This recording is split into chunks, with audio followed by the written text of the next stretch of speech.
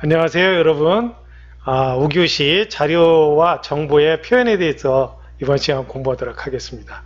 자, 이번 시간에 여러분들이 공부할 내용은요, 자료란 무엇이냐, 그리고 정보란 무엇인가에 대해서 공부할 거예요. 자, 이렇게 자료가 처리되어서 정보가 되게 되는데요. 이런 자료 처리 과정에서 컴퓨터 안에서는 도대체 어떤 일이 벌어지고 있는 것일까요? 자료가 컴퓨터 안에서 처리되는 과정을 이번 시간에 설명해 볼까 합니다. 자, 그러면 이제 여러분들 같이 자료 처리가 무엇이고, 그리고 정보란 무엇이고, 어떻게 처리되는 것인지를 한번 같이 공부해 보도록 하겠습니다. 자, 먼저 자료 처리에서 자료라고 하는 게 있습니다. 이 자료라는 게 대체 뭘까요? 자료라는 것부터 한번 살펴보도록 하겠습니다. 자, 자료라고 하는 것이 뭘까요? 과연 자료라는 건 데이터를 말합니다. 그 데이터라고 하는 것이 무엇인지 한번 설명해 볼까요? 먼저 자료라고 하는 것은요, 우리가 관찰이나 또는 측정을 통해서 수집된 것, 이것을 자료라고 합니다. 자, 더 쉽게 얘기하면요, 오늘 데이트 나가는데 우산을 가지고 갈 것이냐 말 것이냐, 복장은 어떻게 입고 날 것인가 에서 필요한 것들이 이제 자료가 되겠고요. 이런 자료는 먼저 오늘 온도가 몇 도냐, 풍속, 바람의 속도는 얼마나 되느냐, 구름의 양은 얼마나 되느냐, 이렇게 단순히 측정하고 또 수집한 것, 이런 것들이 우리가 바로 데이터, 자료라고 하는 것들이에요. 일단 아직 문제 해결에는 어때요? 사용되지 않은 형태입니다. 직접 지금 수집하고 그리고 측정한 자료들, 이런 것들이 되겠습니다. 자, 그러면 이런 것들을 이제 처리해서요, 이제 뭔가를 하게 됩니다. 자, 정보라는 게 뭘까요?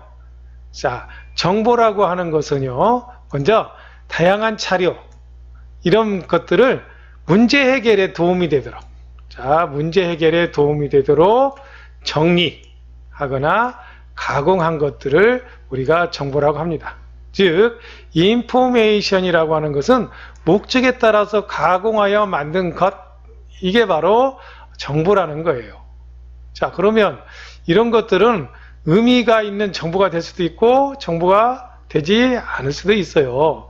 자, 정보라고 하는 것은요, 아까도 잠깐 말씀드렸듯이 오늘 날씨가 따뜻하다, 춥다, 온도는 17도, 그리고 바람 속도는 5 정도의 바람 풍속을 가지고 있고 구름량은 얼마 정도를 가지고 있다 라고 하는 것이 바로 데이터가 되겠죠. 이것들이 내가 오늘 우산을 가지고 나가겠다, 아니면 우산을 들고 나가지 않겠다 라고 하는 의사결정에 참여할 수 있도록 정리된 데이터, 처리된 데이터, 이것이 바로 정보라는 것이죠. 자, 그렇다면 예를 들어서 날씨 예보가 그런 예가 될 수 있을 거라고 봅니다. 자, 이런 날씨 예보를 보고 오늘 우산 가지고 와야 되겠구나, 비가 올 확률이 몇 %구나, 오늘 우산 가지고 나가야 되겠구나 라고 하는 것들, 이런 것들이 이제 정보가 된다는 것입니다. 결국은 날씨를 참고할 수 있도록 제공되는 우량이라든가 또는 바람의 속도라든가 이런 것들을 날씨 예보로 제공이 되면 이 날씨 예보된 것들은 정보가 된다. 단순히 온도, 습도 또는 구름량, 이런 것들은 데이터인 상태다라고 하는 것입니다. 이런 정보를 체계화시켜서 보편성을 갖도록 한 것이 바로 날이 지식이다라고 하는 것까지 말씀드리겠습니다. 자, 다음은요. 자, 우리가 자료 처리를 하게 되는데, 이런 자료를 처리해서 이제 정보를 만들게 되는데, 그런 것들이 이제 그 자료 처리가 되겠죠. 이런 자료 처리는 어떤 상태가 되고 뭐가 되는지 한번 살펴보도록 하겠습니다. 자, 자료 처리에는요, 컴퓨터를 활용합니다. 자, 뭘 활용한다고요? 네, 컴퓨터를 우리가 자료 처리에 활용합니다. 왜 컴퓨터를 사용할까요? 간단합니다. 속도가 빨라요. 그리고 연산이 정확합니다. 자, 정확한 연산, 빠른 속도, 이게 컴퓨터를 우리가 사용하는 입니다. 자, 그렇게 함으로써 우리가 효율적으로 자료를 처리할 수 있게 되는 것이죠. 자, 그러면 아까 잠깐 예를 들었지만 데이터, 자료가 정보가 되는 과정을 한번 그림으로 이렇게 알아보도록 하겠습니다. 자, 인공위성을 통해서 우리가 기상 자료, 데이터를 받습니다. 예를 들면 구름량이라든가 풍속이라든가 온도 이런 것들이 되겠죠. 이런 기상 자료를 우리가 받게 되겠죠. 데이터입니다. 아직 처리되지 않았어요. 이걸 컴퓨터를 이용해서 컴퓨터를 이용해서 처리하게 됩니다. 이것을 우리가 자료 처리라고 그래요. 데이터 프로세싱, 자료 처리라고 하죠. 이렇게 가공된 형태의 자료가 우리가 이제 날씨 정보 형태로 제공이 됩니다. 이게 바로 인포메이션, 정보가 되는 것이죠. 자, 우리가 지금 데이터를 측정해서 컴퓨터를 이용해서 가공하고 그 다음에 이것을 정리한 것이 정보가 되겠습니다. 우리 의사결정에 사용되는 상태의 자료들의 모음, 정리된 모음 이런 것들이 바로 정보가 된다는 것을 확인할 수 있죠. 자, 다음은 컴퓨터의 자료 처리는 도대체 어떤 식으로 이루어지는지, 컴퓨터 안에서 자료 처리가 이루어지는 그걸 한번 살펴보도록 할게요. 자, 컴퓨터는요, 깡통입니다. 우리가 뭔가 시키지 전에는요, 스스로 하기가 어렵죠. 할 수가 없어요. 지금은 이제 AI를 이용해서 자들 자율적으로 처리할 수 있는 방법들을 고려하고 있지만, 실질적으로 컴퓨터는 우리가 어떤 작업을 지시하고 사용하기 전에는 뭐 쓸 수 있는 것, 작동할 수 있는 것들이 아니죠. 제 역할을 할 수 없습니다.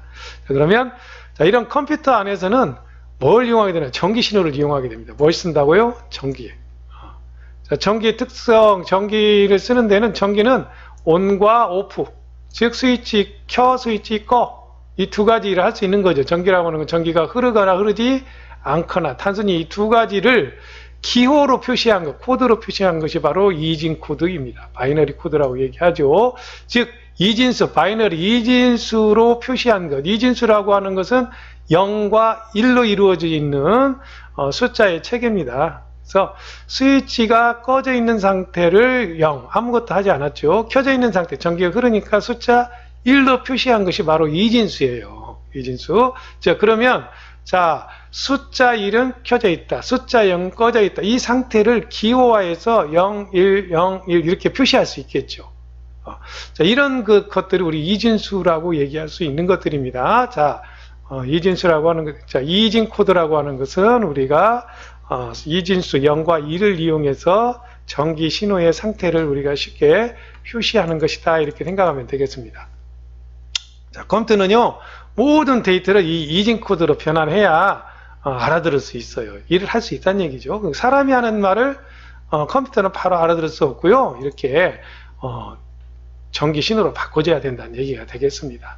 자, 이것이 이제 사람이 가지고 있는 어떤 의사를 컴퓨터한테 전달하기 위해서 컴퓨터의 언어인 전기 신호로 바꿔지는 것, 이것을 우리가 인코딩이라고 해요. 인코딩. 인코딩이라고 하는 것은 자료를 컴퓨터에 저장하거나 또는 통신에 사용할 목적으로 부호하는, 아까 어떤 걸 이용한다고 그랬죠? 이진 코드를 사용한다고 그랬죠?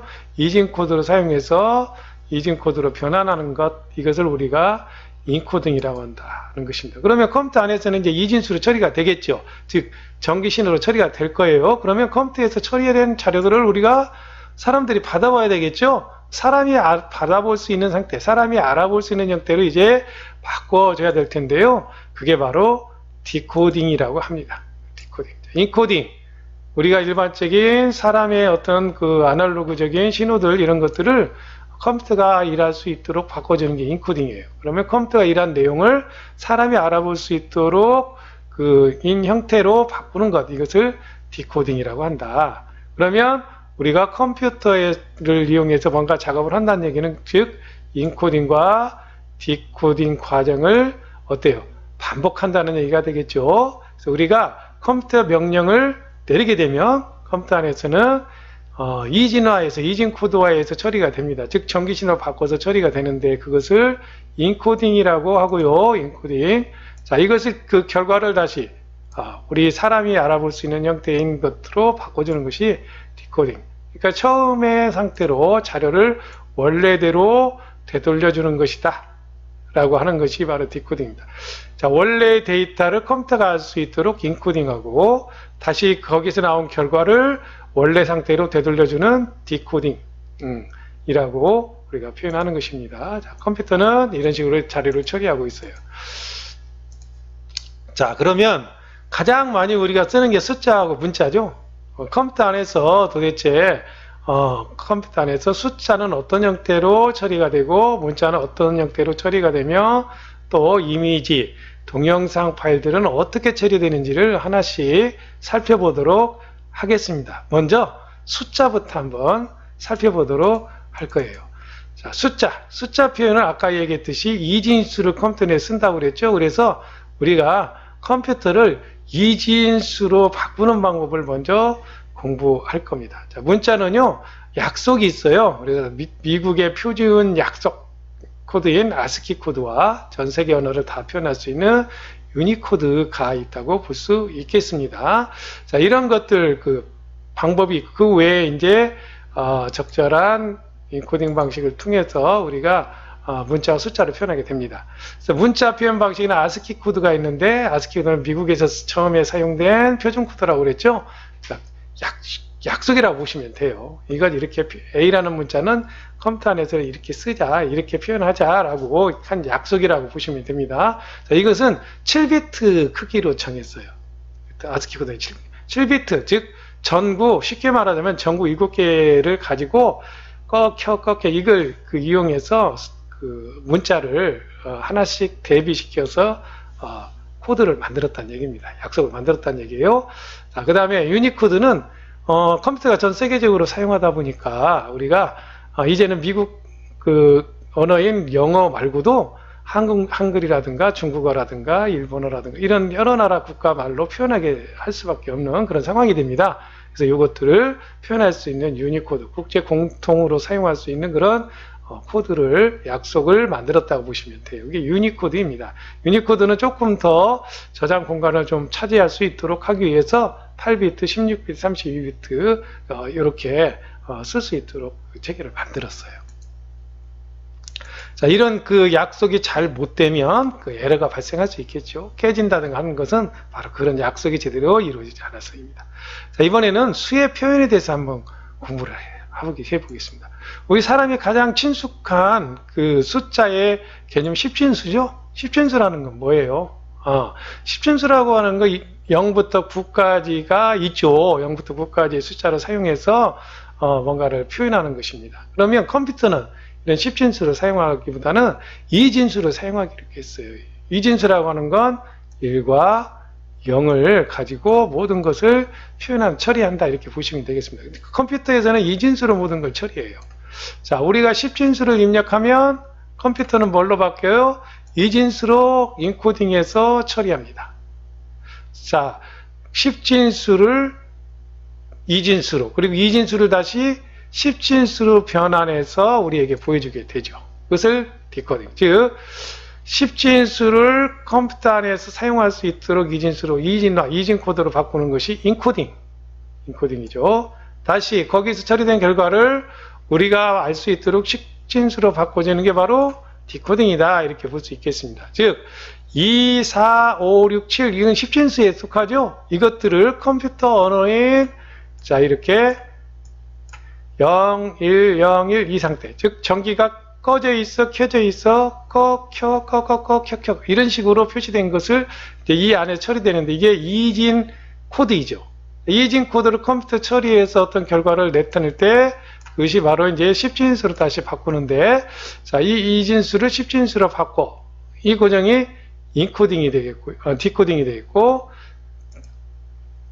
자, 2, 4, 5, 6, 7 이것을 컴퓨터가 알 수 있도록 이렇게 바꾸는 것이 10진수를 2진수로 바꾸는 인코딩이 되겠습니다. 인코딩. 자, 결과를 다시 10진수로 바꾸는 것이 바로 디코딩이 되겠죠. 디코딩.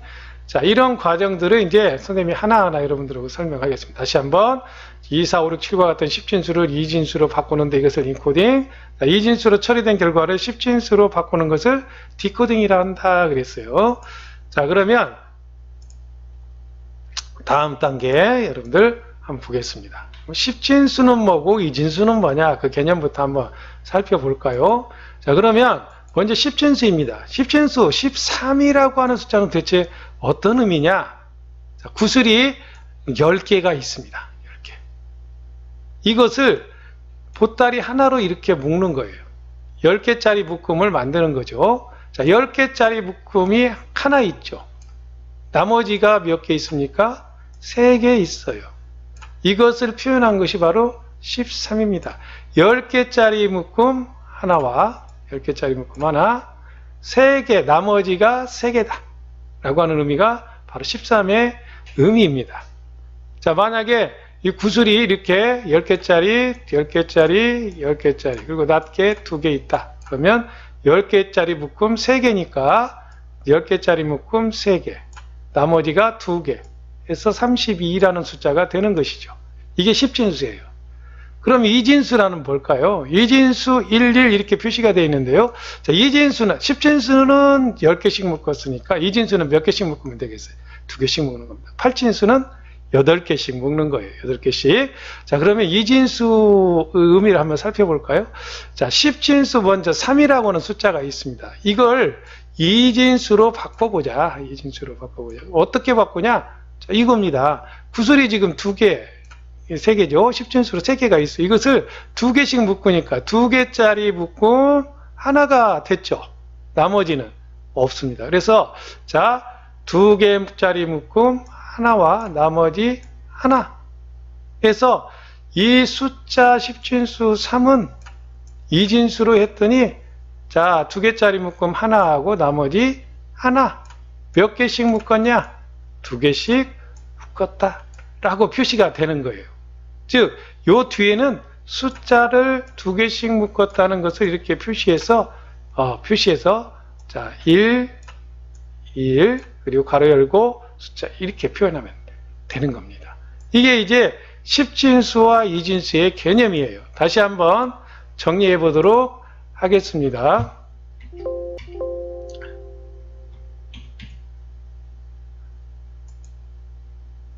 자, 그러면 자, 9라는 숫자를 한번 여러분들이 이진수로 바꿔보도록 하겠습니다. 자, 9라는 숫자를 이진수로 바꿔보자. 그러면 이것을 2개씩 묶는다는 개념입니다. 2개씩 묶는다. 그러면 이 9개는 4개가 묶을 수 있겠죠. 2개씩 4개 묶음을 만들 수 있습니다. 2개씩 묶었더니 자, 숫자 9개 2개씩 묶었더니 총 묶음이 4개가 나오더라. 자, 그러면 요거 묶은 2개짜리 묶음을 다시 또 2개씩 나누자. 현재 나머지는 하나가 되겠죠. 자, 그럼 이것도 2개씩 나눠보자. 그랬더니 2개가 나오더라. 나머지는 0이다. 또 이것을 2개씩 묶을 수 있어 나눠보니까 최종적으로 묶음은 하나 있고 나머지는 0이더라. 요걸 이렇게 이 순서대로 쓰게 되면 1, 0, 0, 1이라고 하는 숫자로 표현되는 겁니다. 즉 10진수 9를 이진수로 표현하면 이렇게 이진수로 표현하면 1, 0, 0, 1로 된다는 겁니다. 자, 이 자릿수에면은요, 자, 2개씩 묶지 않았다. 2개씩 묶는 첫 번째 보따리다. 자, 요걸 다시 또 첫 번째 보따리를 묶은 두 번째 큰 보따리다. 자, 요것을 이 두 번째 보따리 큰 것들을 다시 묶은 세 번째 보따리다. 이 자릿수가 되니까요. 요걸 한번 나중에 이제 다시 이걸 10진수로 9진수로 바꿔야 되거든요.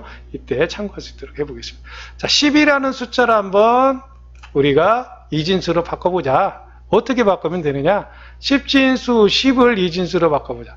먼저 10을 2로 나눠보자. 자, 10을 2로 나눴더니 2개씩 묶었더니 5개 묶음이 나왔다. 나머지는 없다. 또 5를 2로 나누자. 자, 2는 4. 자, 2개씩 나오고 나머지는 하나가 남았다. 또 2개씩 묶어보자.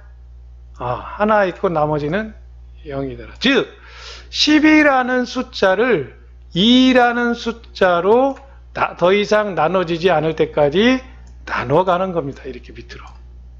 결과가 이제 더 이상 나눌 수 없죠. 2는. 그러면 이놈을 이렇게 위로 거꾸로 쓰게 되겠죠. 이렇게 쓰게 되면 1, 0, 1, 0이라는 숫자를 가지게 됩니다. 자, 이것이 10진수 10을 2진수로 바꾸게 되면 1, 0, 1, 0 이 의미를 가지게 되는 것입니다. 자, 그러면 10진수를 2진수로 바꾸는 것을 공부해 봤어요. 다른 숫자 똑같이 하면 됩니다. 예를 들어서 5라는 10진수가 있어요. 2진수로 해볼까요? 자, 2로 나눕니다. 언제까지 나눈다고 그랬죠? 나눠지지 않을 때까지. 자, 2개, 나머지는 하나. 자, 이거 아직 나눌 수 있죠? 뭘로? 2로 나눌 수 있어요. 2개, 하나 남을 수 있죠? 나머지는 0입니다. 자, 이 1은 2로 더 이상 나눌 수 없으니까 뭐가 됩니까? 그대로 쓰면 되겠죠? 어떻게 써요? 이렇게 올라가면서 쓰면 됩니다. 그래서 결과는 1, 0, 1. 몇 개씩 나눴어요? 2개씩. 이렇게 표현하는 겁니다. 이게 바로 10진수 5를 2진수로 표현한 것이 되겠습니다. 자, 10진수 5를 2진수로 바꾸면 1, 0, 1 이렇게 표시가 된다는 거. 그럼 10진수는 여기다 왜 10을 안 써요? 일반적으로 우리가 쓰니까 이건 생략해도 되겠습니다. 어떤 숫자인지를 표시하는 것이 되겠죠. 자, 오늘은 여기까지 공부하도록 하겠습니다. 자, 오늘 공부한 것을 다시 한번 정리해 보면요. 자, 우리가 일상에서 주변에 일어나는 것들을 측정하고 관찰해서 어떤 자료를 만들 수 있고요. 즉 데이터를 만들 수 있고, 이것들을 의사 결정을 위해서 처리하는 과정을 겪으면 정보가 될 수 있다고 했습니다. 즉 데이터로서 측정되고 얻어진 값들은 의미가 있을 수도 또 전혀 의미가 없는 데이터가 될 수도 있어요. 그러나 이것들이 어떤 문제 해결을 하기 위해서 또 의사를 결정하기 위해서 사용이 되는 과정을 거친다면 정보가 될 수 있다는 것입니다.